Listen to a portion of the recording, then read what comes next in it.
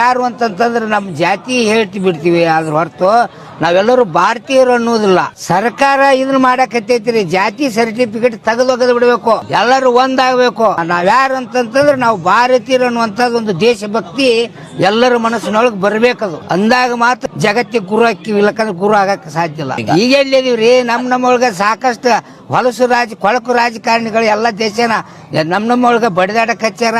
ಮತ್ತೆ ವಿಶ್ವಗುರು ಅಂತೀವಿ ನಾವು ಭಾರತನ.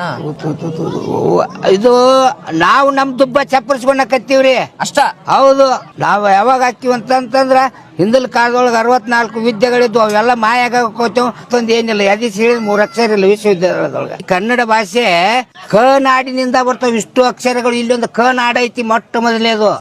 ಆ ಕ ನಾಡಿನಿಂದ ಹೊರಬೀಳತಕ್ಕಂತ ಅಕ್ಷರಗಳು, ಅದಕ್ಕೆ ಕನ್ನಡ ಕನ್ನಡ ಕನ್ನಡ ಕನ್ನಡ ಕ ನಾಡಿನಿಂದ ಬರುವಂತ ಈ ಭಾಷೆ ಕನ್ನಡ ನಾಡು. ಕರ್ಣ ಅಂದ್ರೆ ಕಿವಿ, ಇದಕ್ಕೆ ಕಿವಿಗೆ ಅಟಕವಾಗುವಂತದ್ದು ಅಂದ್ರೆ ಮುಟ್ಟುವಂತದ್ದು. ಕಿವಿಗೆ ಮುದ ನೀಡುವಂತೆ ಮುಟ್ಟುವಂತ ಭಾಷೆ ಯಾವ್ದು ಅಂತಂದ್ರೆ ಕನ್ನಡ ಭಾಷೆ. ವಾವ್, ನೋಡಿ ಕರ್ನಾಟಕ.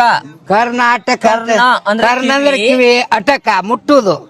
ಕಿವಿಗೆ ಮುದ ನೋಡುವಂತೆ ಇಂಪಾಗಿ ಮುಟ್ಟುವಂತ ಭಾಷೆ ಜಗತ್ತಿನೊಳಗೆ ಯಾವ್ದಾರ ಐತೆ ಅಂದ್ರೆ ಅದು ಕನ್ನಡ ಭಾಷೆ. Wow wow wow. ಕಸ್ತೂರಿ ನುಡಿದು ಕರುಣಾಳು ಮಣ್ಣಿದು, ಚಿಂತಿಸು ವಂದಿಸು ಪೂಜಿಸು.